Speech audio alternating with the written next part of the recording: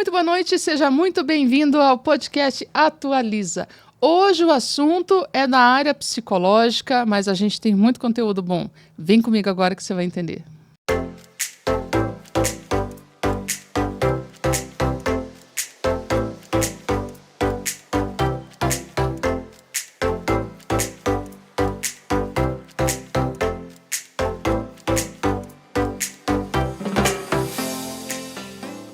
Muito boa noite, seja muito bem-vindo. Aproveita, pega aquela aguinha, seu chazinho nesse frio, né? Esse chazinho, seu cafezinho, porque o conteúdo hoje é diferenciado, vai bater na sua porta, vai fazer você pensar um pouquinho, que a gente procura trazer muito conteúdo de qualidade para você aqui, né? O canal não tem custo nenhum, aproveita, se inscreve no canal, ajuda a gente, dá um like, manda esse link para quem possa fazer sentido, para que possa ajudar você aí também no seu conteúdo e na sua melhoria e crescimento profissional, tá bom?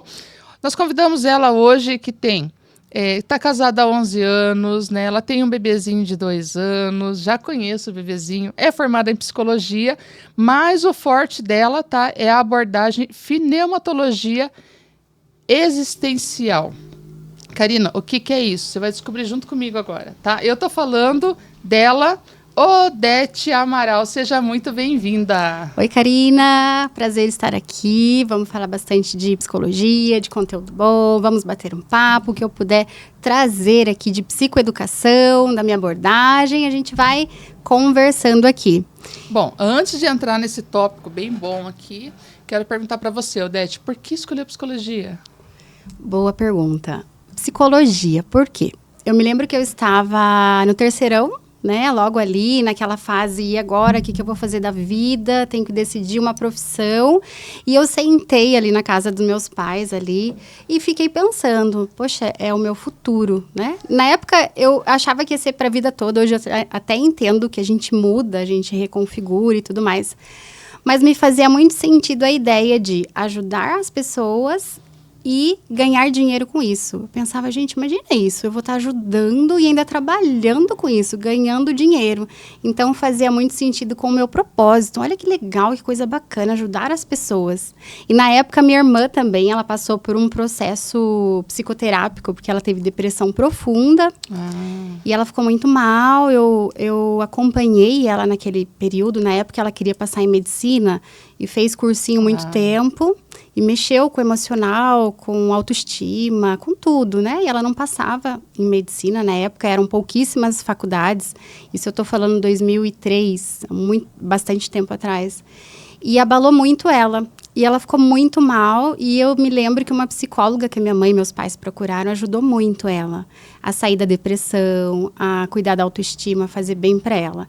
Então, olhando aquela trajetória, eu falei, olha que profissão bonita, né? A minha irmã estava tão mal e hoje ela está melhor, tirou ela do fundo do poço, então tá aí, eu quero então ser você usou isso como um exemplo para você escolher sua profissão também, né? Isso mesmo. Acredito que essa história ali veio até mim para eu admirar uma profissional e pensar, olha, eu também quero ser essa pessoa que ajuda as pessoas e usa isso como profissão. Lá na época fazia bastante sentido. E hoje faz também. Os médicos também fazem muito isso, né? Eles vivem de uma coisa que, né, nos ajudam o tempo todo. Isso e todos mesmo. os profissionais, né, Odete, nesse sentido, né? Sim. Trabalham para trazer saúde mental para a gente, saúde física, né, e estruturar a gente para a gente ser profissionais na área que nós gostamos, né? Isso faz todo mesmo. sentido para mim. Uhum. Mas tá, vamos lá. Ó, a palavra é difícil, gente. Trava a língua valendo, tá? Fenomenologia, acho que eu falei errado no começo, tá? Fenomenologia existencial. O que é? Conta pro pessoal. Isso mesmo, vamos lá. Fenomenologia existencial. Então, ela é muito relacionada à filosofia. Então, por que eu escolhi? Qual que é a minha identificação? Da onde vem? E, de fato, é um nome diferentão, assim, diferente, difícil de falar, mas vocês já vão se familiarizar um pouco mais. Então, fenomenologia vem de fenômeno, tá? A experiência do sujeito, do paciente, então, é um fenômeno. Qualquer experiência. Você estava casado e se separou, poxa, o fenômeno da separação. Você perdeu alguém da família, então o fenômeno, né, aquela experiência de passar por aquilo. Então, um fenômeno é tudo o que acontece na vida do sujeito, da pessoa. Fenomenologia, então, é a abordagem existencial. Existencial abordagem, fenomenologia é o método. Fenomenologia veio de Russell, que é um filósofo, né? Então, ele trouxe, eu vou falar um pouquinho mais daqui a pouco desse método, e existencial. Então, é a parte da psicologia que ela vai flertar, ela vai trazer o existencialismo. Odete, mas por que você escolheu isso? Quando eu estava na faculdade, terceiro ano, psicologia vai até o quinto ano, então no terceiro ano nós precisávamos, cada aluno tem que escolher uma abordagem. É psicanálise, é comportamental, é junguiana. Então, quem já fez terapia deve se familiarizar mais, né? Eu fiz com uma psicanalista, eu fiz com a comportamental, Tem várias abordagens e ali também eu tinha que escolher, fazer escolhas. Mais uma coisa que a fenomenologia existencial fala, que o tempo todo a gente tem que fazer escolhas. Chega um momento na vida, vem a bifurcação, escolhe. Ah, mas eu quero todas, eu quero um pouco da psicanálise, da comportamental. Não, Odete, você tem que escolher uma. A que mais fizer sentido. Eu me lembro de conversar com os professores, eu falava muito difícil ter que escolher só uma. E a psicanálise eu respeito muito, eu gosto, eu fiz terapia com uma psicanalista também, só que eu observava assim, na minha experiência, tá? E aqui eu não quero falar nem bem nem mal de nenhuma abordagem, eu quero dizer que cada pessoa vai ver sentido em uma abordagem, vai se identificar com aquela abordagem. O que eu pensava? Apesar de eu respeitar o Freud, achar a teoria incrível, a psicanálise, mas eu observava que eles olhavam muito o passado, os traumas, a infância, os pais, a criação. Então, às vezes, o processo psicanalítico ele demora anos e olha muito o passado, tá? Respeito, mas ainda não estava conectado àquilo que eu quero ajudar as pessoas, mas não é isso ainda. Eu não quero ficar ali só nessa análise. Então eu vou para comportamental, que também respeito muito. Hoje em dia, comportamental ajuda muito em casos de ansiedade, pânico, em vários outros casos, ferramentas incríveis que, inclusive, eu estudo para entender as ferramentas da comportamental. Mas que, na época da faculdade, não fazia sentido. Por quê? Era muito experimental, é como se ela fosse dar técnicas estratégicas, validadas, científicas, mas uma resposta rápida. Né? Então, a ansiedade, faça uma respiração, use essa técnica, aquela outra e tudo. Então, pera lá, ainda não é isso que faz sentido para mim. Então, eu acho que eu não sou da comportamental, respeito, é validado, é científico, mas ainda não é para mim. Quando eu me deparei com a fenomenologia existencial e o Sartre, que é um filósofo, Jean-Paul Sartre, um filósofo, um estudioso francês, e tinha uma frase que ficou muito forte para mim. Não importa o que fizeram de você, importa o que você vai fazer com aquilo que fizeram de você. Eu falei, tá aí, faz sentido para mim. Por quê? Porque nós vamos olhar o passado. O seu pai era ausente, a sua mãe fez isso, você sofreu um abuso, ou aconteceu qualquer outra coisa lá atrás, uma negligência, um trauma, enfim. Ok, a gente olha isso no processo terapêutico, mas o que você vai fazer daqui para frente? Você vai pegar isso, você vai transformar como? Você vai usar de muleta? Você vai se superar? Você vai aprender? E quem sabe, a gente sabe de tanta gente que sofreu e transformou em algo maior, uma ONG, ajuda ao próximo, enfim. Então, essa frase do existencialismo fazia muito sentido. Fenomenologia existencial, você pega um fenômeno que aconteceu com a pessoa. Então, por exemplo, uma criança que cresceu num meio muito ruim. Vamos usar um exemplo famoso. Steve Jobs, né? Na biografia do Steve Jobs, no livro, conta que a infância dele teve rejeição, tiveram vários acontecimentos tristes, ruins. Ele não se encontrou na escola, não se encontrou na universidade, mas muitas vezes ele pegou a dor e ele transformou em algo mais. Então, a fenomenologia existencial, ela trabalha com a filosofia para você transformar a sua dor em algo mais. Tá fazendo sentido ali? Tá, sim. E, assim, né, a gente não falou sobre isso, né, eu não comentei nada com você, mas eu tive o problema com pânico, eu desenvolvi a TAG, né, numa altura da minha vida, então, tudo isso, num dado momento, Odete, eu pensei assim, viu, tá tudo errado isso aí, para tudo. Sabe quando você cansa de uma situação? Foi isso que aconteceu comigo. Estava cansada de sofrer. Sim. Cansada de não conseguir controlar a minha mente, sabe? Cansada de Sim. não ter o domínio de uma coisa que é minha. Eu falei, não, tá errado isso, né? Uhum. Por qualquer motivo, era um gatilho que me fazia desestabilizar totalmente, Sim. emocionalmente, alterar minha pressão. Quantas vezes, Odete, fui parar no pronto-socorro, os médicos me passavam na frente de todo mundo e diziam ataque cardíaco, e nunca foi. E né? não era emocional. Era tudo emocional, né? E um dia, eu falei, não, chega. Eu não aguento mais. Isso aqui tem que acabar agora, né? E daí eu tomei uma decisão, sabe? Eu falei, não, isso aqui tem que servir para alguma coisa, né? Se eu passei por isso, quem eu puder evitar de passar, a partir de agora, eu vou fazer isso, né? Ótimo. E daí eu foi assim, mais interessante, né? Eu acho que eu passei média de 7 meses nessa situação. Eu emagreci 15 quilos. Veja, eu não sou gorda, né? Então, eu emagreci 15 quilos do que eu tenho hoje. E eu comecei o meu organismo começou a rejeitar a comida porque eu já não conseguia me alimentar. Ao contrário das pessoas obesas, quando eu tenho ansiedade, eu não consigo me alimentar. Não come. Então, tudo que eu comia, eu tinha muita ânsia de vômito e começou a virar quase uma bulimia, né? E daí eu falei, não... Sabe quando você cansa daquela vida? Eu falei, não, chega.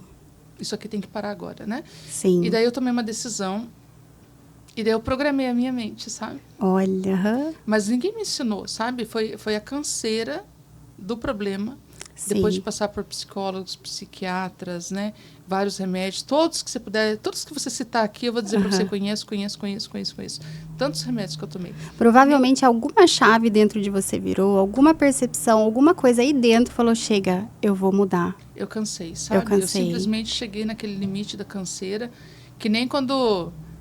tem vários exemplos aqui, por exemplo, quando você tá correndo, cansa. E você fala, não, agora eu vou terminar essa corrida, né? Isso, eu Aí corro, quantos adoro corredores a gente vê fazer isso, né? Quando ele tá perdendo, de repente, do nada, ele começa... Ele vai, né? Alguma coisa ele desperta nele. Eu corro também, amo correr. Foi praticamente isso que o meu organismo fez, né?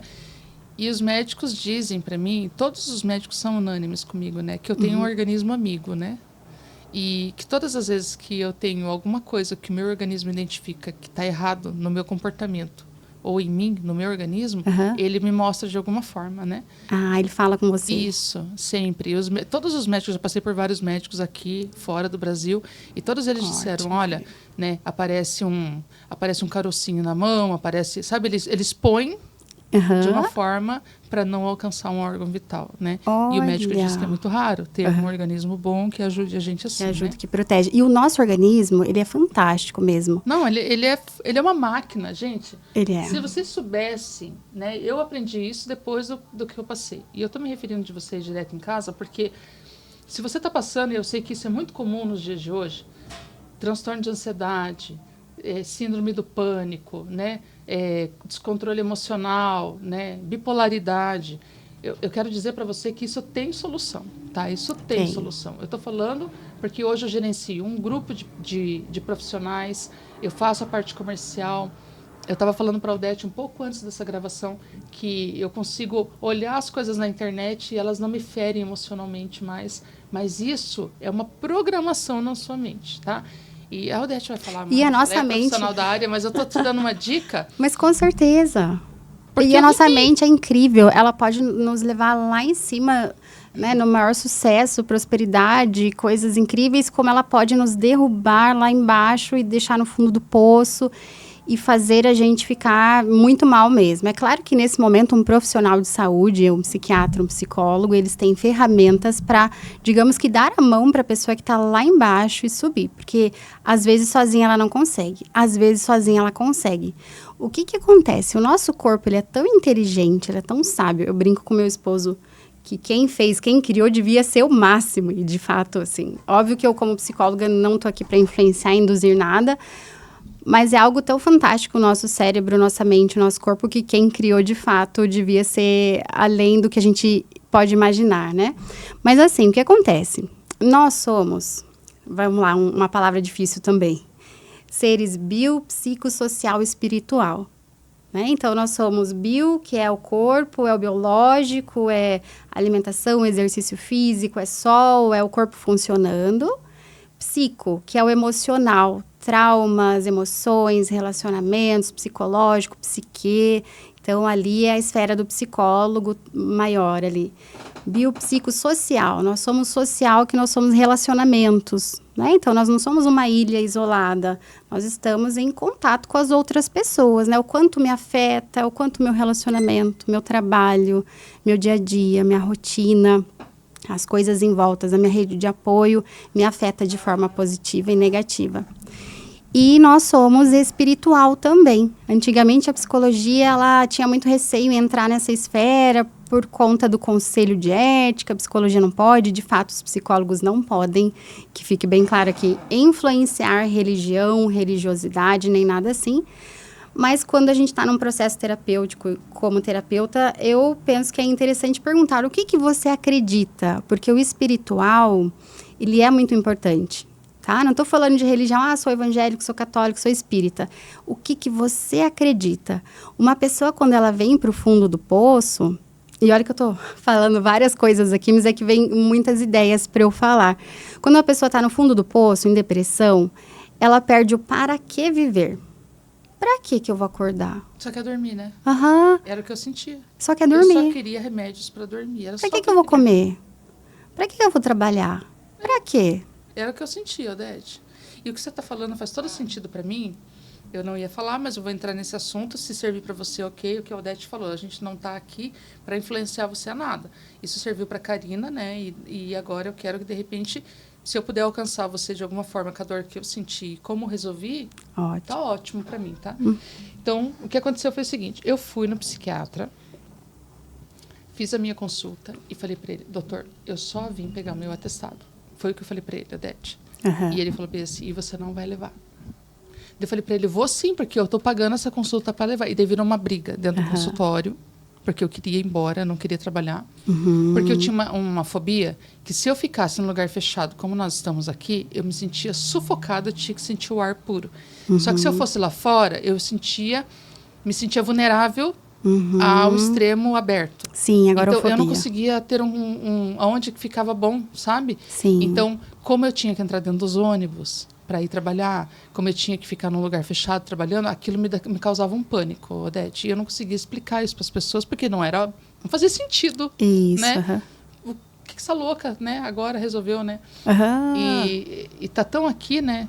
Era tão fácil trabalhar aquilo, mas hoje eu penso isso. E eu cheguei, ele falou, você não vai ganhar o atestado.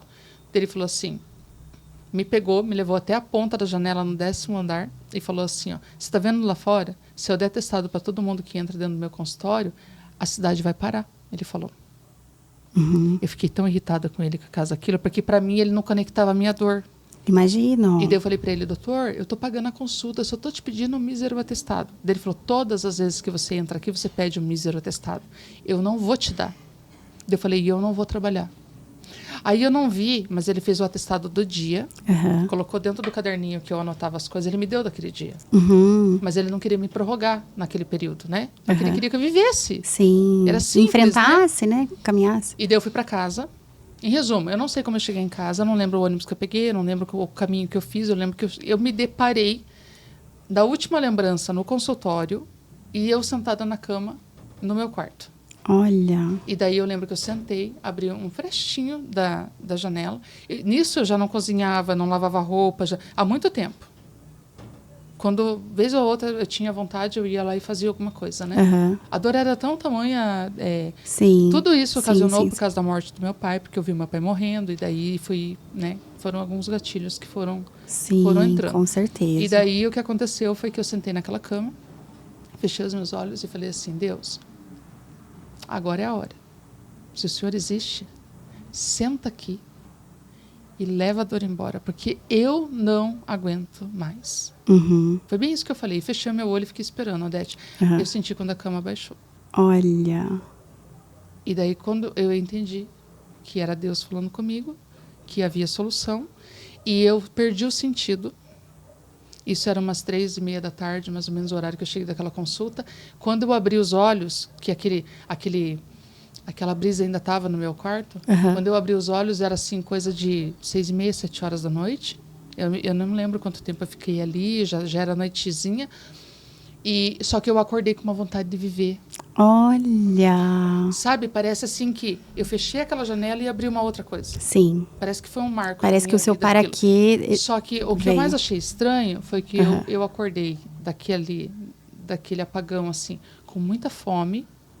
Eu não tinha fome. Você vê, quando você já falou da não fome, eu já analisei aqui, no sentido de ela não estar com fome de viver naquela época ali. Porque o comer é energia, é viver, é afeto, é seguir. Você não tinha. E eu sou uma pessoa comilona, assim, não de muitas porções, mas eu gosto de apreciar frutas, eu gosto de apreciar pratos novos, eu gosto de criar pratos novos. Eu sou essa pessoa. Então, quando eu perdi aquilo, foi parte da minha alegria, que era viver aquilo. Sim, né? Que é fome de viver, que é fome de energia, combustível, é vida. Mas ok. Aí eu liguei uma música, que não fazia muitos meses, e a minha sogra, que morava do lado da minha casa, ela se desesperou quando ela ouviu. Ela correu lá, abriu minha porta e falou: Karina, tá tudo bem? Minha filha, tá tudo bem, ela falava. E eu dizia, tá, mas eu já peguei uma vassoura, já comecei a levantar as cadeiras, eu saí dali com uma vontade de fazer coisas. Olha. Aí eu fiz uma janta. Quando meu marido chegou, ele entrou, olhou e falou: quem cozinhou? Eu falei: fui eu. Ele falou: você tá bem? Tudo bem? Você tá bem? Eu falei: eu tô. Olha que delícia essa polenta. E fui falando coisas que eu tinha feito, almôndegas e tal, coisas assim, né? Daí eu tinha feito uma sobremesa, coisa que eu não fazia dia de semana. Olha, é como se tivesse saído cinza pro colorido. E daí as pessoas estranham. Como foi assim? Muito estranho, Anete, mesmo, assim. Porque quando eu saí dali, daí eu terminei, tomei um banho, sequei meu cabelo, arrumei a roupa que estava toda bagunçada no guarda-roupa. De manhãzinha, eu fui a primeira que chegou no serviço. Quando eu cheguei, tinha que ver a alegria dos meus colegas. Karina, tá tudo bem? Eu falei: passei ali no mercado, comprei um pãozinho com margarina pra gente comer. Karina, a gente tá um pouco preocupado com você, tá tudo bem? Incrível. Eu falei: tá tudo bem. Vocês não estão com fome? Eu tô com fome. Você tá com fome? Aí, por quê? Porque as pessoas já estavam acostumadas da minha sofrência. Isso, o seu cinza, né? O seu falta de para quê, a sua energia baixa. Foi assim, Odete, que as coisas me alcançaram. Então, depois daquele dia, eu vou dizer para você que eu nunca mais coloquei um antidepressivo na minha boca. Eu nunca mais... Eu comecei a trabalhar a minha mente todos os dias para coisas emocionais da minha vida. Comecei a ajudar minha mãe, que tinha ficado viúva recentemente, né? Eu acordei para isso. Eu comecei a cuidar de mim profissionalmente, estudar, voltei a fazer coisas que eu amava, né? Que era isso, que é me sentir viva, sabe? Coisa que eu mais gostava é pegar esse ar, esse vento lá fora, como está hoje, e fazia muitos dias que eu estava trancada dentro de um casulo, né? Sim. Então, esse é um resumo do que eu passei, né? Isso, mas geralmente é isso que acontece na depressão. Então, eu escuto muito isso na clínica. Os pacientes chegam e a gente entende como perdeu o para quê. Porque está vivendo cinza, está triste, quer ficar isolado, quer ficar quietinho, não quer ver as pessoas, quer ficar, de preferência, no quarto, deitada, no escuro, enfim, perdeu o para quê. Então, no processo da psicoterapia, muitas vezes, a gente vai ajudando a pessoa a se resgatar de alguma forma. Então, são várias sessões. Ele é uma lacuna de um trauma? Também, porque veja, vamos pegar o seu exemplo, você passou pelo luto, né? Sim. Porque o que acontece? Aquela coisa que a gente estava falando, o organismo, ele é tão perfeito, alguma esfera mexeu, é o biopsicossocial espiritual. Então, um trauma, um luto, uma separação, um desemprego, pode ser que aconteceu algo que foi um gatilho. Às vezes não, às vezes a pessoa geneticamente já tem uma predisposição. Às vezes ela teve um trauma lá na infância, vou falar aqui, um abuso sexual, que é algo, infelizmente, muito comum. Eu vi na clínica, assim, quando eu vim para a clínica, eu pensei, meu Deus, é muito comum. E às vezes ela achou que estava tudo bem, deixa esse trauma para lá, esse abuso para lá, só que daí na vida adulta começam a aparecer sequelas de ansiedade, pânico e várias outras coisas. Então, a psicoterapia, quando a pessoa não consegue se reestruturar sozinha, o psicólogo, ele vai procurar, tá? Qual esfera que está, digamos, danificada ou precisando de uma atenção? É o corpo? Será que geneticamente, os hormônios, porque às vezes é hormonal também, dopamina, não tem dopamina, algum outro hormônio do bem-estar. Aí é feito alguns exames para entender também? Também.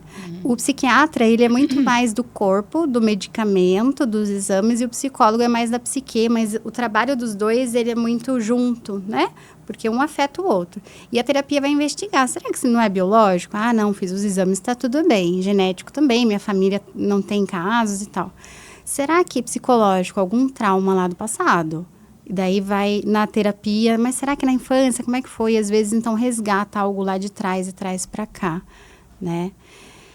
Por exemplo, eu me lembro de eu trabalhava numa empresa de construtora, imobiliária e construtora, e um grande empresário falou, Dete, eu não acreditava em pânico, achava bobeira, besteira, crise de pânico, ansiedade. Todo mundo acha, até viver ele. Exatamente, eu falou, Dete, quando eu passei por isso, que eu não tinha o controle, eu falei, não é que isso é sério mesmo?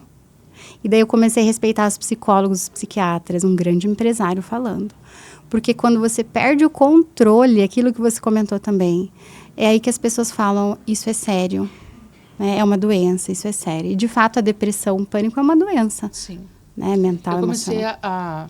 a não concordar, porque eu buscava apoio na concordância das pessoas, né? Queria que as pessoas tivessem dó, queria que as pessoas se colocassem no meu lugar o tempo todo. Hoje, quando eu tento ajudar alguém nesse sentido, eu não dou moral pro problema, mas eu dou 2 mãos e venho bem devagarzinho tentando puxar. Porque daí a pessoa não percebe que eu estou puxando. Isso e eu mesmo. sei algumas coisas que eu vivi, então eu sabia o que funcionava. Então eu tento o que funcionava comigo para ver se funciona e vou tentando trazer, né?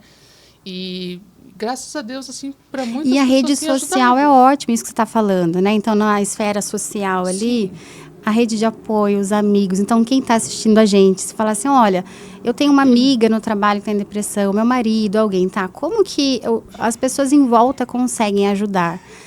Às vezes a pessoa aceita que é uma doença e ela vai para terapia, ótimo. Às vezes ela não aceita e tá, eu gostaria de ajudar essa pessoa, como que eu faço? O que eu faço? Então, exatamente isso. Em vez de você falar, sai de fundo do poço, vem para cá... Não fale nunca, é falta de Deus, é preguiça, é qualquer outra coisa. Não é isso, porque é uma doença complexa, a depressão. Então, em vez de você falar para a pessoa sair do fundo do poço, desce no poço, senta do lado dela, fala, fulano, tô aqui com você. E tá? Às vezes, para quem está em casa, né, acho que a Odete vai concordar comigo, às vezes eu tinha amigos que eles eram tão nobres comigo, assim, que eles sentavam do meu lado e diziam, Cá, tá tudo bem? E eu dizia, não. Eu quero só ficar sozinho. Então, nós vamos ficar sozinhos com você. Isso mesmo, é sentar Aí eles lá. sentavam e ficavam assim. Tô aqui. Tá, você não vai ficar fazendo o quê aqui? Não, eu só quero que você saiba que eu tô aqui. Isso. Se você precisar falar alguma coisa, eu tô aqui. Ótimo. Agora, se você não quiser falar nada, eu tô aqui igual. Eu tô aqui também. Aí um saía, o outro voltava, né? Aí, às vezes eu tinha aquela crise de falta de ar, né? Sim. Que eram bem comuns. E daí elas vinham deles, calma, ó. Respira. Tenta entrar comigo. Não, calma. Vai, de novo. Isso Daí mesmo. eles vinham junto comigo, sabe? Eu percebia, assim, que eles estavam empenhados em me ajudar. Estava né? ali com Alguns você. perdiam a paciência no metade do caminho, mas eles estavam por ali, né? Ótimo. Muitos fizeram isso, Odete. Pra não se sentir sozinho, né? E você se sente especial, daí, opa, peraí, as pessoas gostam Uma de vez mim. eu até falei pro meu marido, assim, pra ele... você tá aqui, você não fala nada, tipo, reage, faz alguma coisa, tenta me tirar. A minha intenção era que me tire disso, né? Me ajuda. E ele falou bem assim, eu quero que você entenda que eu tô aqui, que eu não perdi o desejo de ter você por perto, mesmo você estando assim. Então, eu vou ficar aqui assim. E daí, toda vez que ele chegava, eu lembrava daquela frase, sabe? Ó, eu não vou mexer com você, mas eu tô aqui. Né? Então, Isso eu mesmo. entendi, assim, que ele não sabia reagir, mas ele também não me ignorava. Tava ali com você. Mas aquilo é palpável, né? Aquilo é nobre. Isso. E daí você sente assim, ó, um dia você tá aqui. Aí, é mais ou menos isso que acontece, tá, gente? Assim, ó, a pessoa tá aqui, aí um dia ela tira você um pouquinho assim, ó. Assim. Mais um pouquinho, A mais um depressão tá pouquinho. aqui. E você tá saindo. Então, aos poucos, eles tiram a gente dali e a gente não percebe. E a rede social é importantíssima, é fantástico mesmo. Por mais que não faça nada, que só esteja ali, essa presença acolhedora, essa presença de quem está em volta é fundamental. Porque muitas vezes vem o sentimento de inutilidade. Eu sou inútil, eu sou um peso, Então, vem esses pensamentos. E se as pessoas em volta derem essa sensação, você não é, eu tô aqui com você, no momento bom e no momento ruim. Então, às vezes, em vez de falar, vai fazer caminhada, fulano, vamos junto? Eu vou com você, ó, põe o tênis, põe o short, a gente dá uma voltinha na quadra. É o estar junto de forma genuína, eu tô com você. E tá tudo bem não estar bem o tempo todo, né? Eu estou com você. Então, a rede de apoio vai fazer esse apoio. E esse é o lado social, né? Por que a depressão e essas doenças mentais e emocionais, elas são tão complexas e tão importantes, sérias de serem levadas a sério? Porque justamente é biopsicossocial e espiritual. São todas essas camadas ali, todas essas esferas que elas estão conectadas. E quando elas se desconectam, alguma coisa não tá legal. Alguma coisa tá, ou é o espiritual, ou é o social, ou o psicológico, ou o bio, então, algo assim. E daí, até pegando um gancho, por que hoje também as redes sociais, elas ajudam muito, igual hoje nós estamos aqui nesse podcast, algumas pessoas vão escutar isso, né? E que ajude alguém a se sentir entendido, amparado. Ah, aconteceu com ela também. Você vê, às vezes alguém te admira ali. Nossa, aconteceu com ela, superou, eu consigo. Ou um psiquiatra, um psicólogo. Então, essa psicoeducação, levar isso, a informação boa de qualidade para as redes, ela é muito legal. É um chamado, assim. Eu acho que os psicólogos, eles têm que fazer mais isso. É como uma missão mesmo. Leva informação de qualidade para ajudar quem está sofrendo a não sofrer sozinho. É isso mesmo. A minha sogra, recentemente, ela teve uma recaída assim, de depressão muito forte. E a ponto da gente decidir ficar com ela um pouco dentro de casa, na casa dela. A gente veio, porque a gente notou a necessidade de estar por perto, porque ela perdeu meu sogro recentemente, né? Uhum. E ela tratou meu sogro numa doença terminal. Então, foi um trauma muito grande, assim, né? Sim, imagino. Odete? Eu não consigo mensurar o que foi, né? Não consigo me colocar no lugar dela, mas assim, o que a gente começou a fazer? Não vamos concordar com ela, mas vamos tentar fazer isso, né? Tirar aos poucos, né? E daí ela queria só ficar deitada. Eu lembro de muitos dias dela começar, daqui a pouco ela começava a tremer, ela já queria deitar. Ou as pernas fraquejavam, ela queria deitar. Tudo ela queria deitar, né? E na primeira semana foi assim. Na segunda semana ela já quis dar uma volta na quadra. Né? Opa, vamos lá então, vamos colocar o tênis. Ótimo. Né? Vamos. Ótimo. Vamos devagar então, vamos devagar. Daí ia falando coisas que traziam à memória coisas boas, né? Tentando trazer esse resgate de boas lembranças, falando dos netos, falando de futuro, falando, né, de prosperidade, né, de negócio. Resgatando para quê? Trazer uma ambiência um pouco diferente, né? Ótimo. Aí um dia foi assim, no outro dia eu notei que a tremedeira foi passando, né? Aí foi diminuindo, a ponto de pegar o copo e já não tremer mais. Opa, isso já é muito bom, né? Sim, já é um progresso. Daí o médico diminuiu, foi ao psicólogo, psiquiatra, avaliou, diminuiu. Ótimo. Né? Outra coisa engraçada é que a psiquiatra dela disse assim, o que a senhora tem de novidade? Ah, agora na minha casa tem um cachorro, né? Olha, não tinha, legal. não. Agora eu sou avó de um cachorro. Daí ela começou a brincar com a situação, né? Uhum. E daí nós começamos a conversar. E quando eu vi assim, Odete, durante o café, por exemplo, ela estava aqui, porque ela dá um pedacinho pro cachorro, né? Aí eu vi que ela foi, sabe, coisas assim que ela já não praticava. Não fazia. Uhum. Os netos, por exemplo, o neto joga futebol. Ela, eu vou no treino dele, né? Aí, ó. Vai no treino. Isso mesmo, sair de casa. Treino, vamos torcer por ele, vamos junto, vamos todo mundo então, né? Então, foram coisas que foram acontecendo que hoje, ó, ela tá indo sozinha, ela pega ônibus sozinha já, né? No período de 4 meses, né? Então, eu achei que foi uma evolução bem legal. Com certeza. Assim. E a pessoa que ela tá em depressão, pensa numa árvore que ela tá seca. Tá? Ela tá seca. Por quê? Ela tá sem brilho, não quer comer, não quer fazer nada. Ela tá, de fato, ali definhando, cinza, seca. A rede de apoio, a família, as pessoas em volta, qual que é a missão ou como que ajudaria? É abraçar essa árvore. Não é brigar com essa árvore, dar lição de moral, nem nada. Quando a família ela dá as mãos e abraça amor, carinho, afeto, atenção, acompanha no médico, acompanha no psicólogo, igual você falou, aumentar o repertório, né? Porque se ela pensava, para que viver? Acho que eu vou embora também. Não, mas tem os netos, tem o cachorro, tem isso, tem aquilo. Ai, realmente, tem algumas outras coisas que me prendem aqui.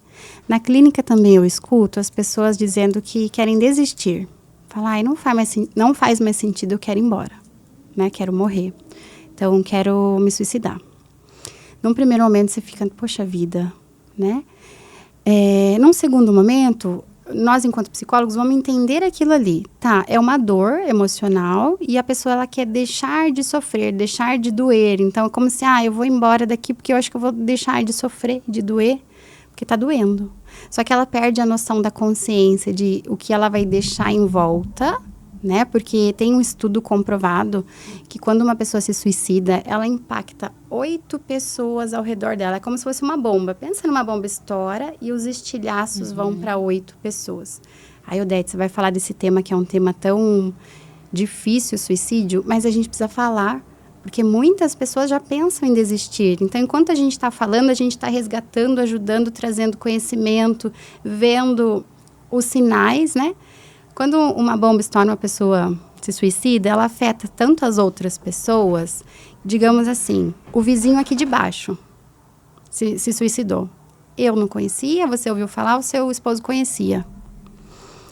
E daí, quando a gente entrou no prédio, o seu esposo ficou muito abalado, que falou para você, que falou para mim, que vou chegar em casa, vou contar pro meu esposo. Entendi, uma teia, né? Uma teia. Então, a bomba estourou. Ao redor da pessoa é um sofrimento, assim, gigantesco, mas impacta a vida de pessoas que muitas vezes nem conheciam. E quem, de fato, vai embora, ela perde a noção desse estrago, dessa... Ela pensa, não, vou embora, ninguém nem vai perceber, né? Por que eu estou falando isso? Porque quando alguém fala para você, né, você não é da área da saúde mental, você que está assistindo, ou fala para uma psicóloga, eu estou pensando em ir embora, em desistir. De fato, a pessoa, ela quer deixar de sofrer. Se eu for embora, eu vou deixar de sofrer. Será mesmo que você vai deixar de sofrer?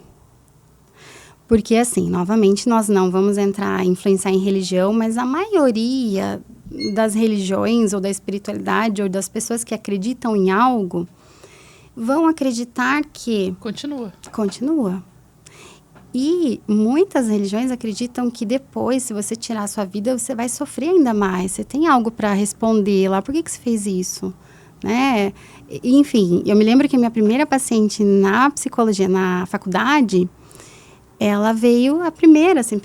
Estágio, eu ali, super novinha, e ela falou... Que desafio. Eu tô em depressão e eu tô pensando em me suicidar. E eu ali, desesperada... Fui para a supervisão, falei para a professora, minha supervisora, olha, ela falou isso, e de fato, imagina, minha primeira paciente, o que eu faço? Até que ponto eu influencio para ela ficar? Por qual caminho que nós vamos seguir? E ela falou, a fenomenologia existencial, ela vai entender o fenômeno, ela estava sofrendo, tinha desemprego, tinha questões lá pessoais de sofrimento, tenta trazer questionamentos para a pessoa. Será que ela vai deixar de sofrer se ela passar para o outro lado? E aquela paciente, então eu perguntei para ela, você acredita em algo? Ela falou, eu sou espírita. Daí eu pensei, que bom, nós vamos por esse caminho. O que a sua religião acredita? O que acontece depois, né? Eu falo, que bom, porque se ela falasse, eu não acredito em nada, eu acredito que acabou, daí... Daí isso é mais difícil você convencê-la, né? Eu ia ficar sem ferramentas ali psicoterápicas, mas quando ela falou, eu sou espírita, eu falei, vou encaminhar porque eles por ali. Em reencarnação. Uma vez isso acontecendo, ela ia continuar vivendo em um outro corpo. Isso, né? Mesmo, e que ia sofrer lá, e que talvez um limbo ou algo assim, ia ficar vagando. Poxa, de fato, se eu fizer, eu acho que eu vou parar de sofrer, mas eu não vou. Então, levar a questionamentos e reflexões de, peraí, será que não é melhor viver, consertar, arrumar ou lidar com as situações que estão me gerando sofrimento? É um desemprego? É um relacionamento? É um trauma? O que é? Encarar de frente isso, trabalhar, se fortalecer, ficar aqui, cumprir a sua missão, que seja, e depois ir embora? Enfim, então é algo muito maior. Por isso que quando alguém chega dizendo que vai desistir, é interessante ter esse pensamento, né? Ela está sofrendo, ela quer desistir. Igual aquele jogo de tabuleiro, o jogo da vida. Nós estamos jogando aqui, mas a minha pecinha só perde, só erra, foi presa, perdeu dinheiro, está devendo. Karina, vou parar de jogar. Só estou perdendo no meu jogo, chega, já deu, né? Quero pegar minha pecinha e sair. Então, claro, fazendo uma analogia simplória, mas a pessoa, ela quer parar, porque, eu só tá dando tudo errado. Mas, às vezes, na terapia, peraí, por que tá dando errado? Vamos pensar? Será que, às vezes, você não tá gastando dinheiro a mais? Ou no seu trabalho você não se empenhou? No seu relacionamento você não se comunica de forma assertiva? Enfim, então a terapia vai mais ou menos auxiliando para que a pessoa organize a vida e volte a viver, né? Preciso te fazer uma pergunta, Odete, engraçada. Difícil. Claro, vamos lá. Vamos lá, né? A gente tá aqui pra isso. Vocês sabem que eu gosto de pôr numa sinuca. Todo mundo que entra aqui, né? Bora lá. Tô brincando. É pra trazer informação pra você que tá em casa. Não ri não, tá? Que você que tá em casa, você vai lembrar disso depois, tá bom? Você já tratou um narcisista? Já tratei um narcisista. Como é que diz pra ele, ó, cara, tu é um narcisista? Ai, não diga, porque ele vai embora na hora. Tchau. Mas você é uma psicóloga ruim. Como é que você faz? Você faz ele pensar que ele é? Eu faço ele pensar. Como é que você faz isso? Assim, veja comigo. Porque é um transtorno muito difícil de tratar, né? Isso mesmo. O borderline, ele é muito difícil. Narcisista também. E, às vezes, vem paciente border e narcisista. Na mesma família? A mesma pessoa tem traços border, traços narcisistas. Então, o Narciso, ele se apaixonou por ele mesmo. Ele olhou para o lago, ele é o máximo, ele se ama. E ele quer tudo para ele no sentido, assim, ele vai até o fim, porque ele quer tudo para ele. A pessoa não importa terminou... quanto sofre as pessoas. Não importa. Tanto no trabalho como no relacionamento, eu vou jogar um jogo que eu vou querer ganhar, independente se eu cause sofrimento para as outras pessoas. Você tem algum exemplo, assim, que você pode contar um pouco para a gente? Claro, não usando nomes, mas assim, para a gente entender. E como é que a clínica vai trabalhando, né? Porque o border, o narcisista, se eu confrontar ele logo ali no começo, ele vai embora. Ele vai falar, você não é uma psicóloga boa. Ele vira a situação, coloca todos os defeitos em mim e tchau. E eu, sabendo que ele tem traços border narcisistas, eu tenho que trazer ferramentas para lidar com ele. Seja como psicóloga, como colega de trabalho, como familiar, enfim. Então, vamos pensar assim. Tá, a pessoa é border, é narcisista. A gente tem conhecimento que o border, que o narcisista, ele é muito egoísta. Se você infla o ego dele, você é minha amiga, você... Né, tipo, diga uma pessoa. Se eu inflo o ego do narcisista, ele me adora. Se eu confronto, trago verdades cruas, nossa, ele vira uma metralhadora. Ele me odeia rápido, ele acaba comigo. Tá? Então, é muito assim. Então, digamos que uma mãe border de uma paciente minha que vem na terapia, mãe border e narcisista. A gente tem que instrumentalizar ela para quê? E é muito difícil, tá? Eu tô pensando aqui em exemplos porque realmente é muito difícil, porque você vai se questionar assim, até que ponto eu vou entrar nessa loucura de só agradar, elogiar e alisar essa pessoa para ela gostar de mim? Até que ponto eu vou mostrar a realidade e ela vai espanar, sair e virar metralhadora? Eu acho engraçado. Eu conheço alguns, né? Claro, a gente consegue identificar rápido, né? E, claro, não sou especialista na área, mas consigo identificar. Só que eu tenho traços rígidos muito fortes. Você consegue me observar muito rápido nos traços rígidos. Eu sei que ela já me olhou, gente. Sei que não, que mentira.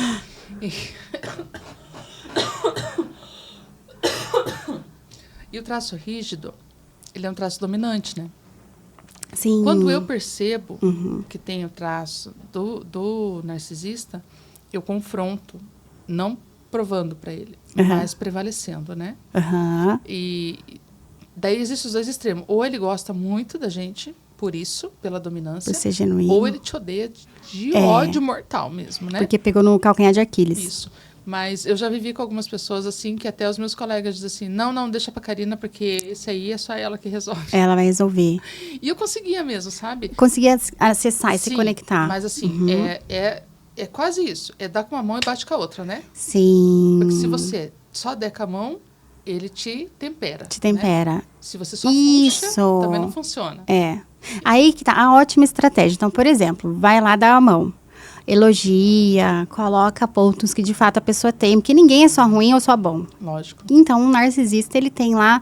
Ele é uma boa pessoa, por exemplo, muito esforçado, um bom empreendedor, algo assim. Ele quer provar que ele vence sempre. Quer provar que vence sempre, que não é ruim. Então, você coloca, dá com a mão, elogia primeiro, né? Pra ele inflar, ele fica bem. Ah, não, ela não me odeia totalmente. Porque ele é 880, né? São os extremos. Daí, depois você, igual você falou, bate com a mão. Então, daí você coloca essa outra questão. Mas percebe que você, muitas vezes... chama a atenção das pessoas em público, você não respeita o espaço do outro, ou você fala muito na lata e pode ofender, então, tá. Por quê? Porque esse movimento de dar a mão e bater, ele não vai se sentir acuado no sentido de eu sou uma pessoa muito ruim. Ó, é quase como assim, ó. Ela é uma chata, mas eu gosto dela. É quase... Isso mesmo. É assim que ele pensa da gente, tá? Aham. Ah, ela é uma chata, mas eu gosto. Mas eu gosto né? dela. É, quase isso. Eu sinto isso, às vezes, com alguns amigos que eu tenho assim. Por exemplo, uma mãe, border narcisista. Ela senta com a filha e começa a falar mal do marido. Tá? Óbvio que o relacionamento é relacionamento. A culpa não é sempre de um ou de outro. É construção de mão dupla. Então, a mãe border narcisista senta com a filha e fala, porque o seu pai é ruim, porque o seu pai é banana, o seu pai... Você começa a destrinchar o pai. Dizendo que ela é coitadinha, que ela... Enfim, ela pinta ela de bonita e o pai de feio. E vira pra filha. E você não acha? E a filha não acha. Só que ela sabe que a mãe é border narcisista. Se ela fala, mãe, não acho, eu acho que a senhora que é uma pessoa difícil. Meu Deus. Eu já vi algumas filhas fazer isso com mãe. Então, com uma mãe terapeutizada, equilibrada, ela vai levar na brincadeira, ela vai pensar, ela vai pegar a peneira, né? O que a gente, neurótico? Nós somos neuróticos. Neuróticos é normal, já mais ou menos eu explico isso. A gente passa na peneira e fala, será que esse feedback tem? É possível? É verdade? Ah, pode ser que sim, pode ser que não, você vai amadurecer. O narcisista e o border, quando ele recebe um feedback negativo, ele acha que você pegou no calcanhar de Aquiles, daí ele arma pra luta ou fuga. Ou eu vou fugir daqui, ou eu vou lutar, vou massacrar você, vou acabar com você agora. Então, muitas vezes, uma mãe, desse sentido, ela acaba com a filha ali. Quem que você pensa que é? Olha você é isso, tipo, acaba com a filha ali. E a filha fala, meu Deus, mas eu só falei a verdade. E agora, o que eu faço? Eu falo a verdade ou eu só aliso? Então, essa estratégia que você trouxe é uma estratégia boa na clínica também. A gente traz os pontos positivos, mas questiona, mas será que você não errou aqui? Você não está falhando ali? Então, a gente vai aos poucos para não quebrar o vínculo, para ele não achar, ai, não, essa psicóloga é ruim, vou em outra. Porque falou a verdade, escancarou a verdade na minha cara. Então, tem toda uma estratégia. E o conhecimento vai ajudar. Eu aprendi isso na faculdade, inclusive, aquela professora foi fantástica. Eu achei, sabe, Odete, que eu ia fazer assim, eu vou trazer uma coisa legal aqui. Porque eu sou essa pessoa competitiva, né? Uhum. E daí a atividade era a seguinte, nós sentaríamos em dupla, né? Cada um escolhia uma dupla na faculdade, a gente sentava junto. Vai ouvindo que essa aí é engraçada, tá? Uhum. Mas eu vou contar pra você ver que quanto eu tenho para aprender, tá? Então, sentamos em dupla, de frente uma com a outra, beleza, todo mundo lá de duplinha, bonitinha. Daí a professora falou bem assim, agora eu quero que você lembre de uma situação bem difícil que você teve que resolver na sua vida. Uma situação, assim, de trabalho, né, que você se sentiu humilhado. Eu quero que você conte para o seu colega como você se sentiu naquela situação. Não parece uma coisa difícil de fazer, né? Pensei, legal, né? Uhum. Eu quis fazer uma coisa mais complexa, porque eu queria ganhar um case, eu queria, né, um destaque na turma. Sim. Né? Vai vendo, Odete. Uhum. Aí eu resolvi lembrar de uma situação que eu vi no Japão. Eu trabalhava numa linha junto com japoneses e tinha uma senhora que ela tinha, assim, uns 74 anos, mais ou menos. Só que elas são fortes trabalhando, sabe? Uhum. E ela fazia hora extras, assim, quase como eu. Das 7 da manhã até as 11 da noite, todos os dias. Olha. Só que quando a gente polia para-choques da Toyota, né? Uhum. Quando eu polia, então vinha a primeira Kensa, a primeira inspeção, achava onde estava o defeito na peça. A segunda lixava. A terceira era eu que polia, para tirar o risco.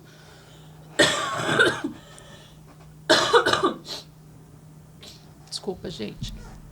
E nivelar de novo a peça, né? Uhum. Eu nivelava a peça, passava na segunda inspeção, ele via se encontrava algum defeito. Ela era a pessoa que passava a segunda polidora e daí ia para a última inspeção e ia embalada a peça, né? Uhum. Ok. O japonês é cheio de processos, você sabe, né? Então, assim, tudo que acelerasse mais a produção, uau, né? Seria top. Sim. E tudo que atrapalhava a produção, eles tinham que chamar a nossa atenção e tinha que fazer a produção aumentar, né? Faz parte, esse é o processo do Japão. E eu notei que ela me sujava. Ela sujava muito a minha roupa e quando ela polia, como ela queria polir mais rápido, e ela já tinha idade, ela não conseguia, ela era menos habilidosa com a polidora, né? Uhum. Então, ela colocava mais cera e quando ela fazia assim, ela sujava eu e a peça que estava lá na frente, que já estava na inspeção. Olha. Por algum tempo rolou. Quando foi um dia, eu perdi totalmente a paciência, porque o rapaz da última inspeção trazia para eu fazer a peça que ela tinha sujado. Eu já tinha feito aquela peça. Uma vez veio, 2 vezes veio, 5 vezes veio. Quando foi no 5º dia, eu me enchi. Falei para ele assim, você vai falar para a japonesa, eu não falava muito bem japonês ainda, né? Você vai falar para a japonesa que ela está me sujando, que ela está sujando a peça e que ela está atrapalhando a linha. Ele falou, Karina, acho melhor você não falar nada. Eu falei, pode falar para ela. Isso deu uma confusão, que eu fui advertida. Deu uma confusão, assim, louca dentro da fábrica. Tá. Passei lá pela... Ela saiu gritando na fábrica, deu um rolo, assim, na fábrica. Ele falou, ele chamou ela e falou, né? Tá.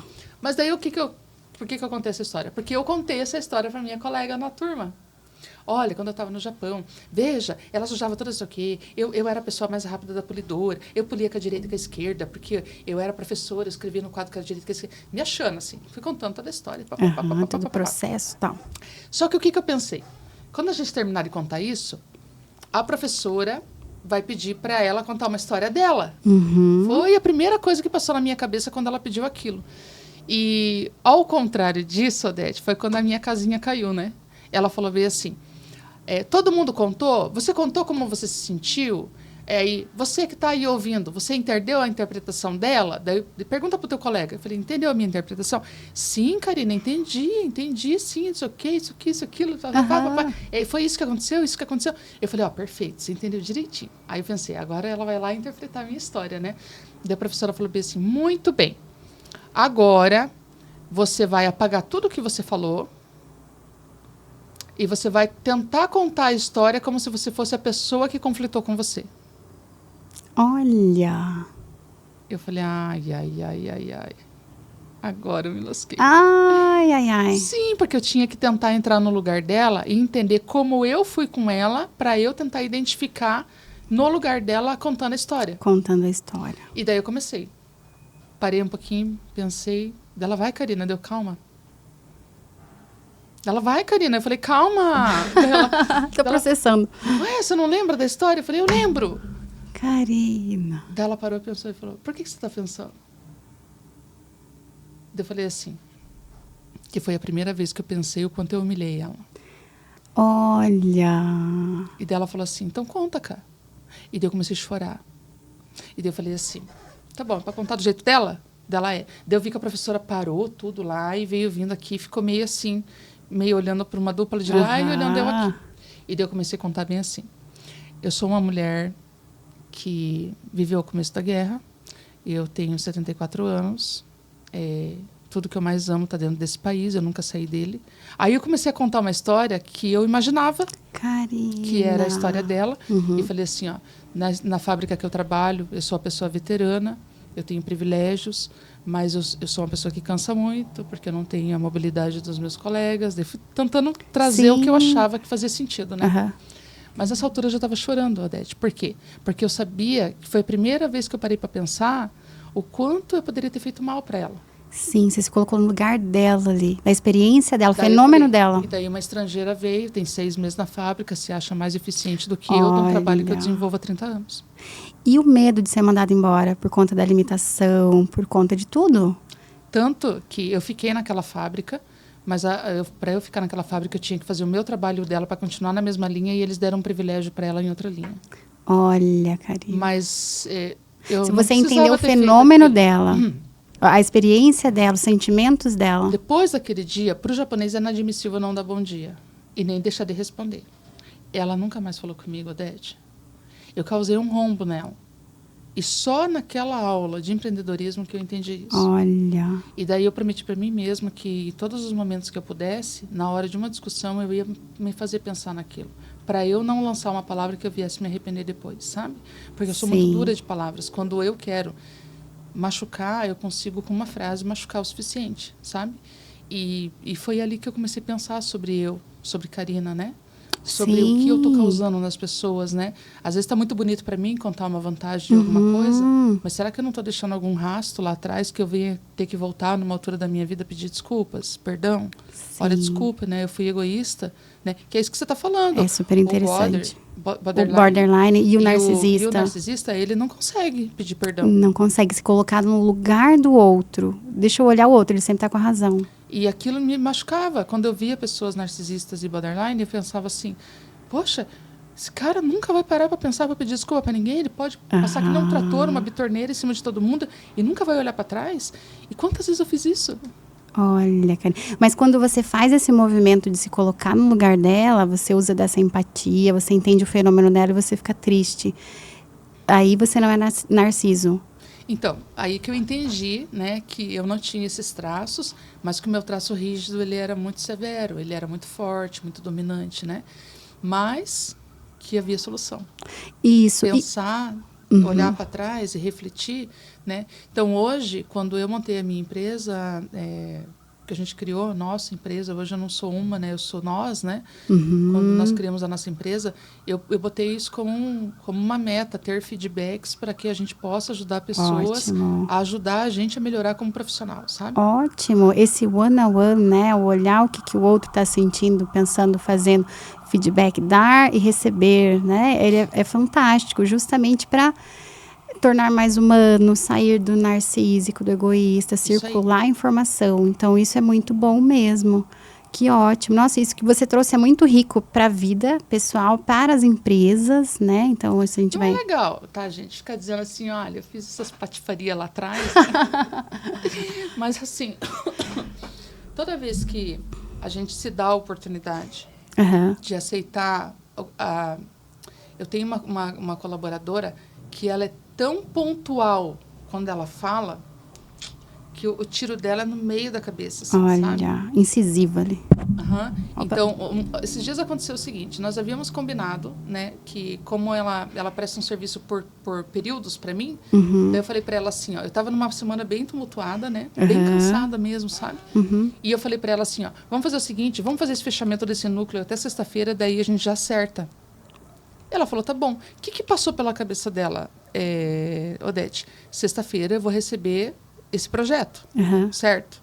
Certo. Daí ela perguntou para mim, na quinta-feira, Karina, todo mundo já acertou? Já tá tudo certo esse projeto? Eu falei, já. Daí ela falou, sexta-feira a gente pode acertar? Veja, ela confirmou 2 vezes comigo. E eu falei, sim. Beleza. Dormi e esqueci dela. Olha... Mas não fiz na maldade. Simplesmente não apagou lembrei. Um ato falho. Me distraí com outras coisas e me perdi. No sábado, ela me mandou um texto bem pontual, dizendo assim, olha, Karina, você está fazendo eu lembrar das empresas onde eu passei que eu não me sentia feliz. E eu não quero ter esse sentimento dentro da sua empresa. Gatilho. Então, ontem, nós conversamos e você não cumpriu a sua parte. Na hora eu fiquei brava, porque ela fez uma comparação até entre linhas ali, né? Sim. Eu respondi isso para ela, inclusive, não quero que você me compare. Daí ela falou, ok, não comparo. Mas cumpre quando você fala para mim. Bem assertiva. Comunicação clara e assertiva. Eu falei, cara, eu tô errada mesmo, né? Daí pedi desculpa para ela e falei, vamos fazer o seguinte, vamos deixar 2 datas, independente do projeto, vamos deixar 2 datas para acerto? Ela falou, vamos, que data é melhor para você? Pela segunda vez ela estava me dando a condição de escolher. Eu falei, dia tal e dia tal. Fechou? Daí ela falou, fechou. Ótimo. E daí o que eu fiz? Eu coloquei na programação da minha agenda. Então, eu já sei que naquelas datas, independente do que nós fechamos de projetos, a gente tem um acerto, né?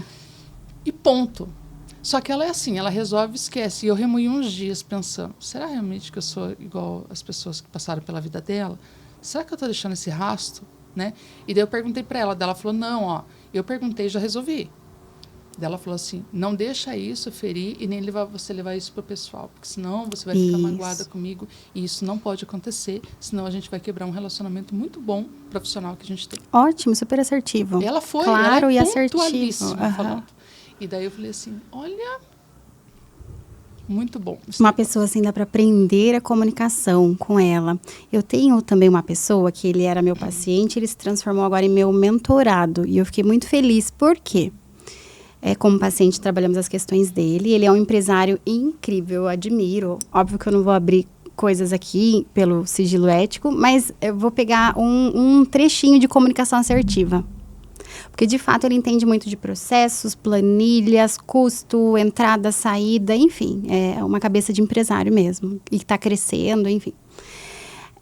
Mas daí, num momento que ele trouxe uma situação, falando de outros funcionários e tudo mais... Ele falou que chamou a atenção do funcionário, o funcionário fez isso, fez aquilo, e se ele não estava com a razão, né? E eu pontuei para ele, né, que de fato eu pensava como ele, que sim, ele estava com razão, o funcionário fez umas coisas erradas, por exemplo, estava usando fone de ouvido no momento em que é para dar atenção ao cliente, ao telefone, coisa e tal. Mas aí eu soltei para ele, olha, só que o empreendedorismo, a comunicação assertiva e a liderança tem uma regra que é, quando você for elogiar, elogie em público, quando você for chamar atenção, de preferência no privado, particular. Ele falou, Odete, isso é fantástico. Por que eu não tinha pensado nisso antes? E eu também já fiz vários cursos de empreendedorismo. Eu tenho a minha família empreendedora. E eu tenho também, apesar de eu ser psicóloga da área da saúde, eu gosto muito disso. Então, eu já estudei bastante organizacional.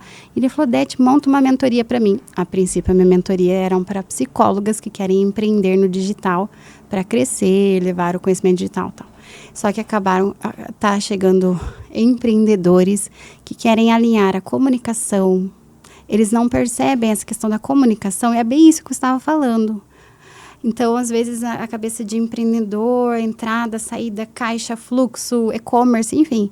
Mas a comunicação assertiva, a liderança inspiradora, porque esse pequeno exemplo de chama atenção no particular, né, no privado, e elogia no público, porque daí você vai motivar.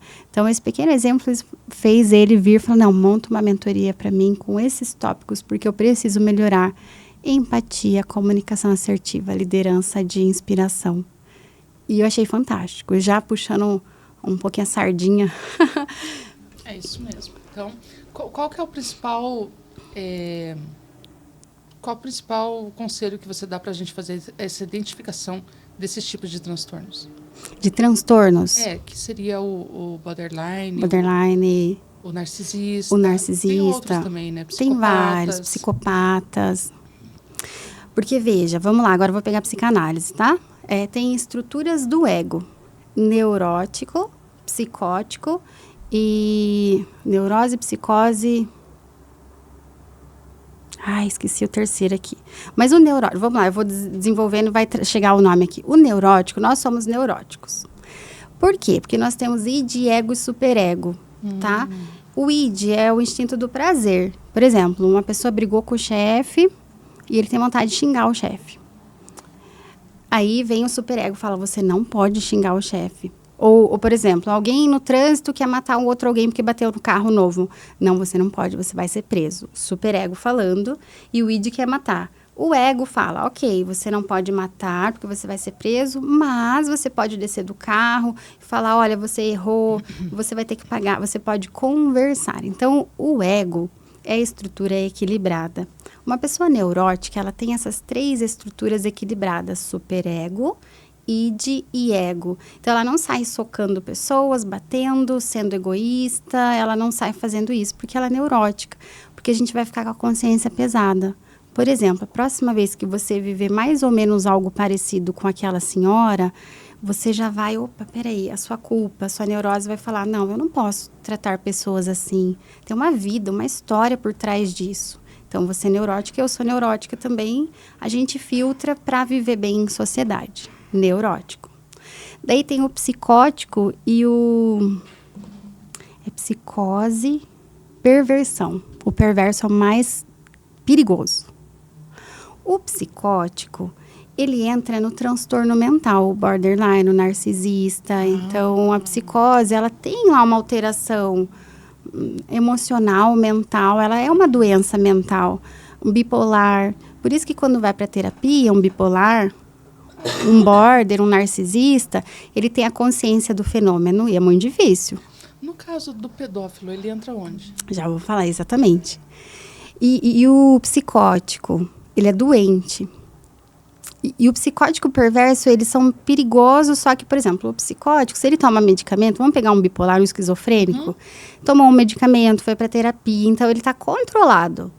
Se ele não toma o medicamento, ele pode ter um delírio, uma alucinação e ele pode bater em alguém, matar alguém, porque ele alucinou que alguém ia matar ele, entende? Só que é uma doença, Por isso que psiquiatra com medicamento, psicólogo com intervenção, as pessoas em volta já detectaram essa pessoa, não é normal.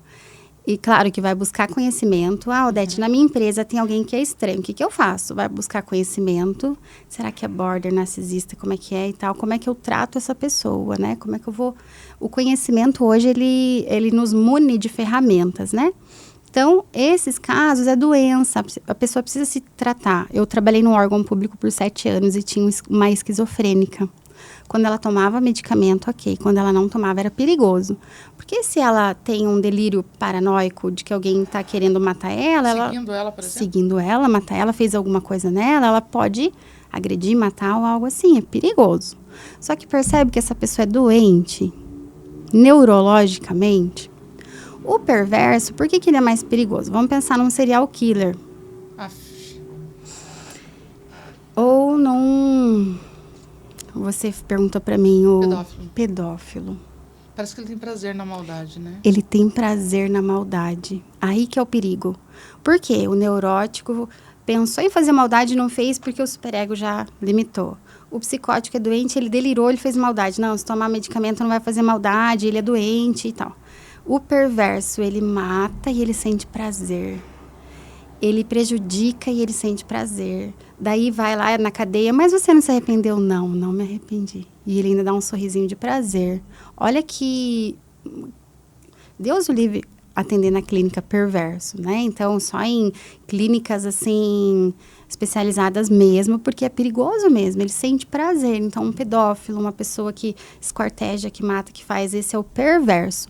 A estrutura do ego, ela é desestruturada. Odete, mas de onde vem isso, pelo amor de Deus? Muitos filmes e muitos estudos...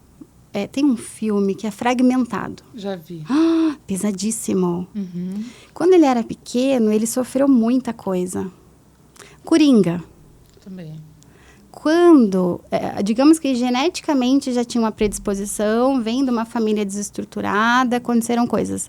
Mas os traumas lá na infância foram tão pesados, o fragmentado, acho que a mãe abusava, batia, fazia, acontecia. O Coringa, a sociedade também massacrou tanto ele. O fragmentado tinha 4 personalidades, né? Tinha 4 personalidades, ele se transformava. E um deles, ele virava um bicho gigante, né? Então, de fato, daí é uma coisa muito surreal, assim, mas que muitas vezes ele fazia maldade e sentia o prazer. Eu achava que, no caso do Fragmentado, desse filme, era um pouco do... Eu não consigo entender, não consigo mensurar, né? Para mim, é impalpável, é inacessível essa conversa, mas de pessoas que falam que elas têm quase como... Não seriam entidades as palavras, né? Eu imaginei que olha, você tem fosse falar. 10 personalidades. Agora você está falando com a Bia. Agora você está falando com a Bia. Né? Daqui a pouco, agora você está falando com não sei quem. Muda até a voz, tudo. Gente, isso é possível? É possível. Eu não consigo... Eu vou começar a rir, eu vou ter crise de riso. Eu não consigo... Sim. Não entra na minha cabeça. Várias personalidades. Lá atrás, digamos que danificaram tanto o emocional, o psicológico, tal, aconteceram coisas tão terríveis. É como se fosse um brinquedo danificado. Ele fica... Óbvio, gente, estou falando assim, não cientificamente, mas estou falando de uma forma para a gente... Né? Isso, pejorativamente. Danificaram tanto esse brinquedo lá na infância, que quando ele cresce com essas falhas, né? Que são terríveis e tudo mais. Deixaram de lado a ciência, a psicologia, o CRP, olhando para a Odete pessoa, porque tem uma pessoa aqui também. Nesse outro âmbito... Eu, Odete, acredito também que a gente é frequência, a gente é vibração, a gente é algo muito maior. E acredito que quando existe cientificamente essa conexão com essa vibração, a depressão, o suicídio, a perversão que envolve morte, que envolve dor, que envolve tristeza, eu acredito que a gente essa pessoa vibra numa energia tão para baixo que atrai, sim, coisas ruins. Odete pessoa falando, tá? Acredito, sim, que pode ser que a gente não enxergue, mas que tem influência de entidades do mal, entidades ruins. Isso eu acredito como pessoa, tá? Uhum. Na clínica não tem nada a ver, a gente não trabalha dessa forma. Mas é como se fosse uma intuição minha falando, gente, tem mais coisa por aí, né? Ou a pessoa, não, tô pensando em morrer, parece que tem alguém ali falando. E daí parece que ela vai se distanciando da luz, né? Então, falando em energia e vibração, como é que a gente sobe essa energia e vibração? Neuróticos normais, tá? Os outros casos mais sérios. Mas neuróticos normais. Ai, eu deixo, tô vibrando uma energia ruim, parece que as coisas estão dando errado. Tô quebrando coisa em casa, não sei, tô estranha. Opa, muda essa frequência. Faz uma caminhada, vai tomar sol, escuta uma música, faça uma oração, faça uma leitura. Assista filmes que vão te pôr para cima, né? Então, muda a sua frequência. Pega o seu rádio, opa, sobe aí essa frequência que está muito para baixo. Porque se você descer muito a frequência, você vai canalizar, e atrair coisas piores, né? Concordo com você. Bom, deixa eu só trazer aqui a nossa propaganda da nossa patrocinadora. Vamos trazer para vocês agora um vídeo corporativo da Will Rank. Para você que ainda não conhece os calçados, o Will Rank é o patrocinador oficial do podcast Atualiza. É com vocês agora.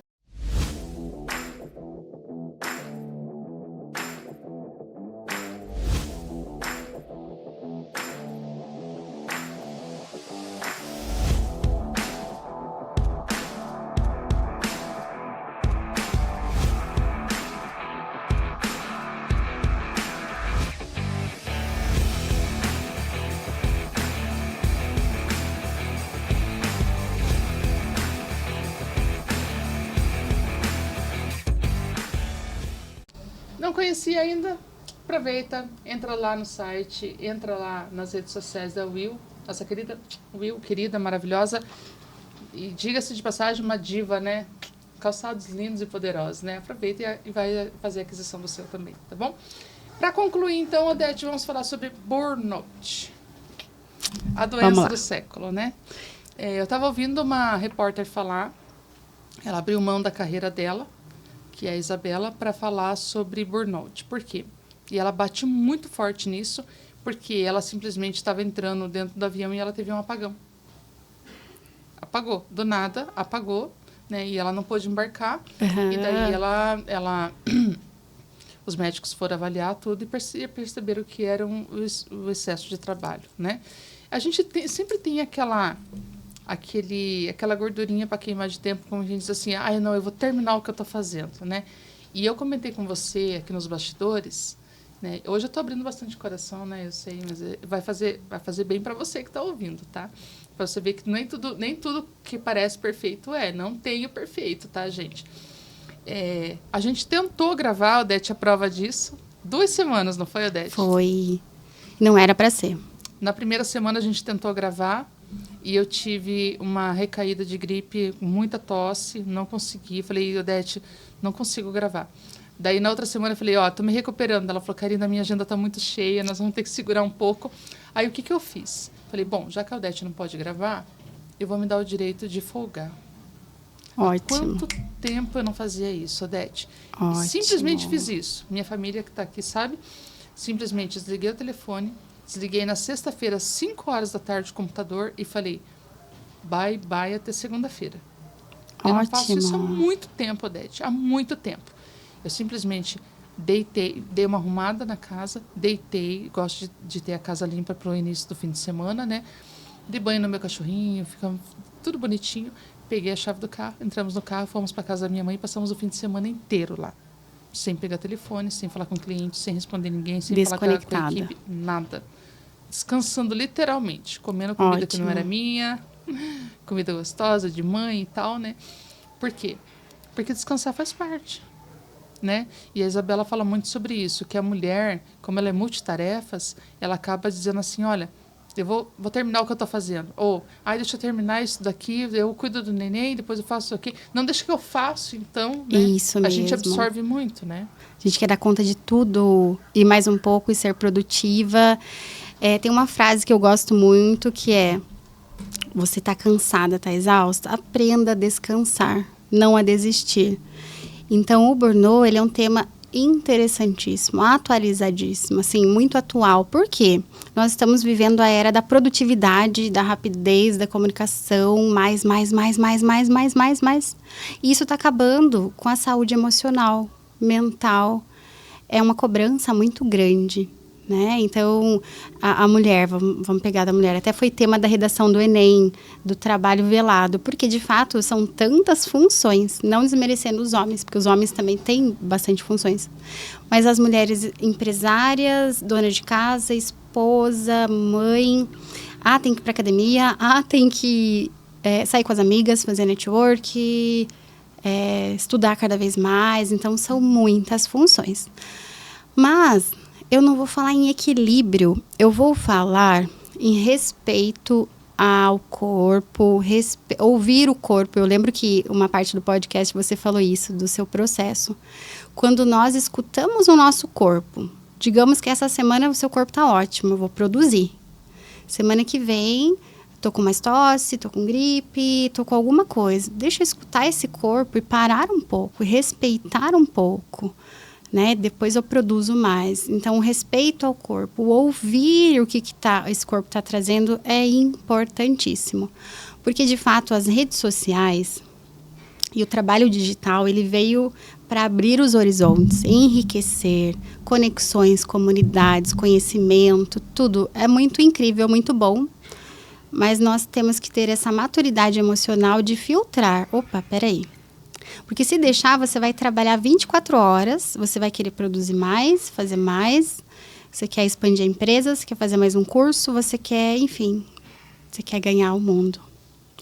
Tem um livro da querida Ruth Misley que eu estou lendo, estou amando, a inteligência das empresárias, as inteligências das mulheres de sucesso, que vai muito com o que eu acredito, esse equilíbrio da vida. Vamos falar de novo, bio, psicossocial e espiritual, né?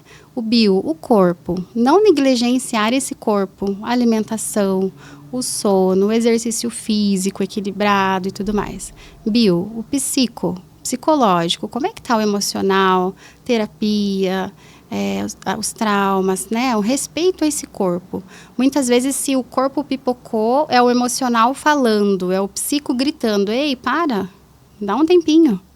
Ouvir isso e respeitar. Biopsicossocial, social, relacionamento, família. O que adianta você ser uma mega empresária se as pessoas que você ama ficaram para trás? Um marido, um filho, as pessoas. Tá, você vai chegar lá, e aí? Né? E sozinha. As amizades, né? Então, equilibrar isso também. Social, espiritual, né? Essa conexão. Para quê? O seu propósito, a sua missão, algo. Então, quando a gente conecta, respeita e equilibra, fecha parênteses, eu vou falar do equilíbrio daqui a pouquinho. O equilíbrio da mulher é quase impossível, mas ele é possível. Eu vou falar daqui a pouco sobre isso. Quando a gente respeita e alinha essas esferas, provavelmente a gente não vai ter burnout. Por quê? Porque é um respeito a essas esferas, né? Trabalhar é ótimo. Trabalhar dignifica o homem, a gente quer prosperar, a gente quer ter conforto, riqueza, por que não? E tá tudo bem, quem não quer, né? Todo mundo quer e é ótimo.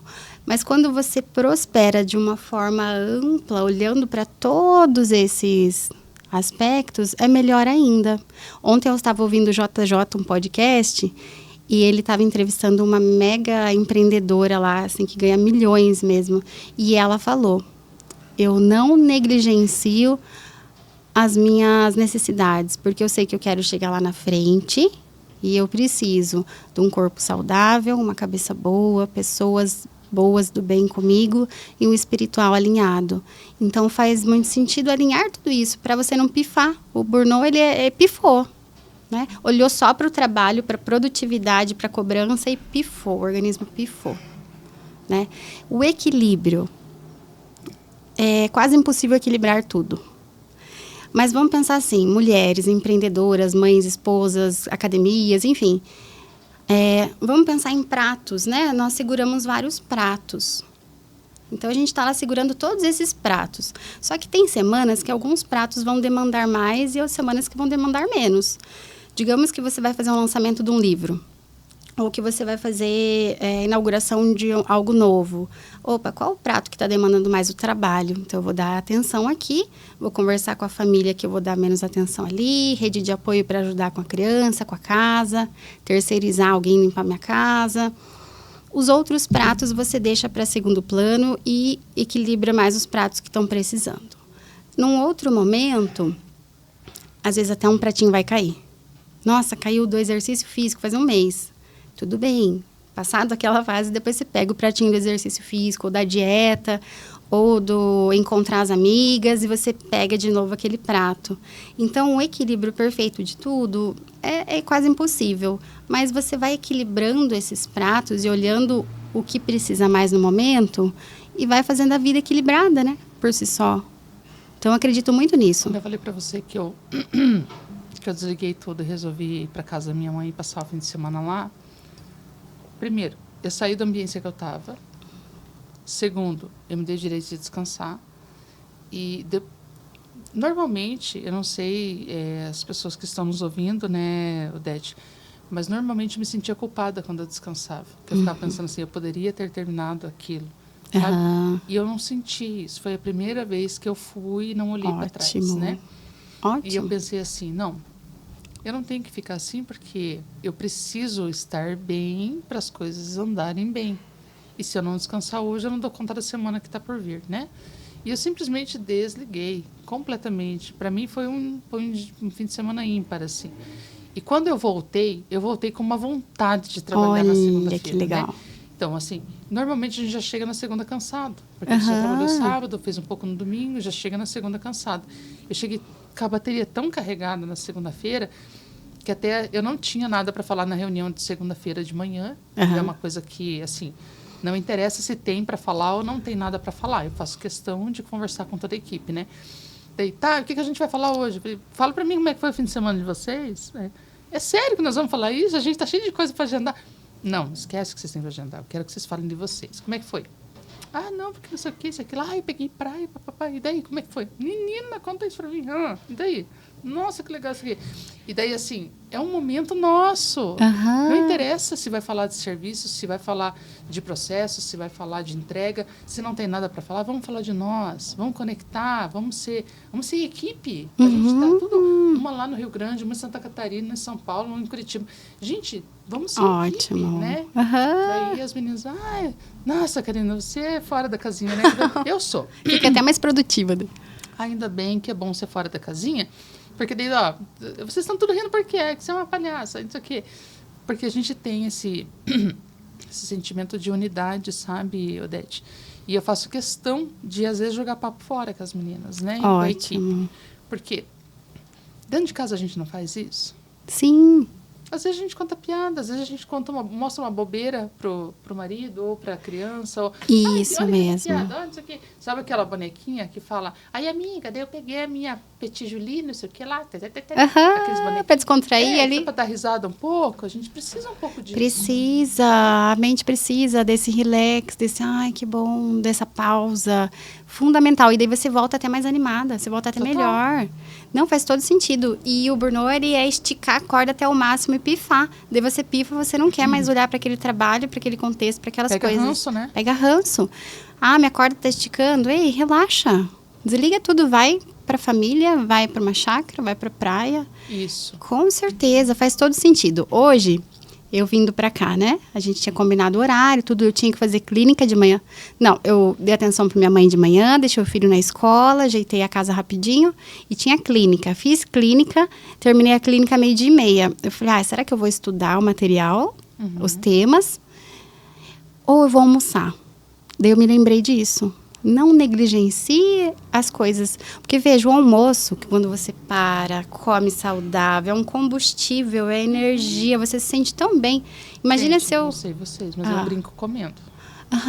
Eu separo comida. Se você comer comigo, você vai achar engraçado. As minhas amigas acham que eu tenho nojo de... Ai, você é nojenta, você fica separando a comida. Tipo a salada, assim? Separo por cor também, tá? Metódica, né? Aí coloco lá... Daí não suja com molho aqui, daí o que vai molho aqui, o seu. Organiza. Aí eu fico brincando com a comida. Pego um pouco desse, um pouco daquele. Eu me divirto comendo. Você vê? Então, assim, pra mim é um passatempo comer. É o seu momento, passatempo. Esses dias teve uma mentoria na Mulheres Brilhantes que foi incrível. É uma nutricionista falando da importância da alimentação, de parar, sentar, mastigar, não tomar o líquido e tudo mais. Então, hoje eu lembrei disso, dessa mentoria lá da nutricionista Mulheres Brilhantes, da teoria do burnout, que eu me lembro que nós iríamos falar sobre isso. E daí eu falei, Odete, você é clínica, você já sabe desses temas, é o seu dia a dia, você não tem que estudar. senta, almoça. Aí eu fiz uma refeição tão boa, porque embaixo da minha clínica tem um japonês, assim, então uma comida japonesa deliciosa, sushi, sashimi, um monte de salada com molhinho, com chá. Amo. Comi ali, tipo, me fartei. Fiquei tão feliz, uma energia tão boa. Falei, tudo bem, vou lá. Vim ouvindo uma musiquinha, ele coloquei o GPS, ouvi uma música, tipo, a energia tava tão boa. Imagina se eu não almoçasse correndo. Deixa eu estudar, deixa eu ler, que eu tenho que falar tudo perfeito. Vou correndo, não, nem vou pôr música para eu ficar focada, ou vou ouvir um podcast para eu falar as coisas certas. Então, é muito isso, Bruno. Quando você está bem, você está equilibrada, você se alimentou, você está se sentindo bem, você vai se doar melhor para o trabalho, para as pessoas, para tudo, né? Odete, fala pro pessoal como é que faz para te encontrar. Vamos lá, eu tô bastante no Instagram. Então, hoje o meu principal Instagram, de psicóloga, né? Psi Odete Bácaro. Então, é Psi Odete Bácaro. Não é psico, é um tema para outra hora. O meu psico foi hackeado e ele existe lá. Tá parado lá o psico, mas é Psi Odete Bácaro, tá? Vocês vão me encontrar lá. É onde eu mais movimento, faço trocas e tudo mais. Hoje eu atendo online e atendo presencial em Curitiba também, tá? Então, quem quiser me contactar... Nossos seguidores que estão em outras regiões, ele consegue fazer a terapia com você online tranquilamente. Isso, hoje eu tenho São Paulo, Rio de Janeiro, até de fora Canadá também. Então, consegue online aí do Brasil todo. Eu mudei o meu formato, eu pego poucos pacientes para justamente ter o tempo de qualidade para mim, para minha família, para o meu filho pequeno. Então, eu mudei todo o meu formato. Meu branding, meu posicionamento do Instagram, as coisas que eu posto lá, porque eu quero qualidade de vida. Dar o meu melhor para o meu paciente, só que pegar menos pacientes para eu ficar bem para mim e bem para as pessoas que estão lá. Então, eu mudei meu valor, meu posicionamento e tudo mais. E hoje eu dou mentorias também.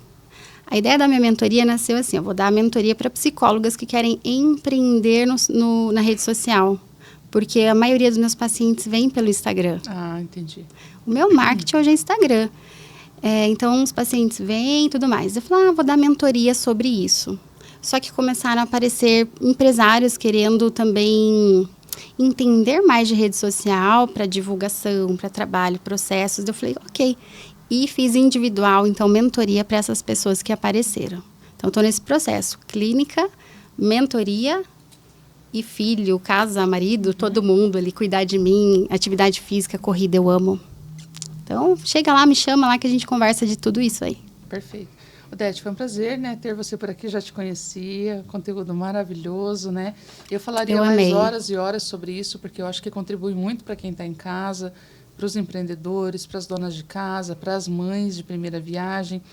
Então, eu quero te convidar para a gente voltar num outro momento, para a gente poder falar um pouco mais sobre alguns temas mais específicos, né? Mas se você gostou, participou do processo aqui junto com a Odete e queira fazer alguma pergunta, pergunte, deixe aqui seu questionamento que a gente vai estar respondendo você nas redes sociais, tá bom? Eu amei, muito obrigada. Imagina. Quer deixar um recado para quem está em casa?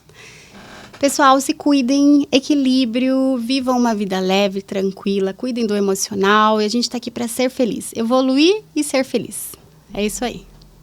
Quem sou eu para dizer o contrário, né? Para você que esteve aqui, hoje falamos com Odete Bácaro. Eu falei Amaral porque é o último sobrenome, né? Odete Bácaro, conhecida nas redes sociais, né? Especialista em fenomenologia existencial. Entendeste, né? Bom, se você voltar um pouquinho essa entrevista, você vai ver todo o conteúdo de qualidade que a gente trouxe para vocês aqui, tá?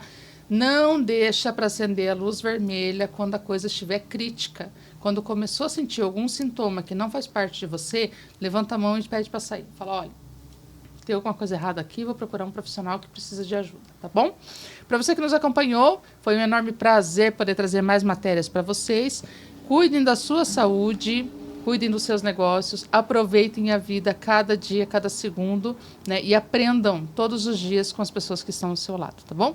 Não esquece, se aconteceu algum problema e por algum motivo travou, dá um F5 que atualiza, galera. Até mais. Tchau, tchau.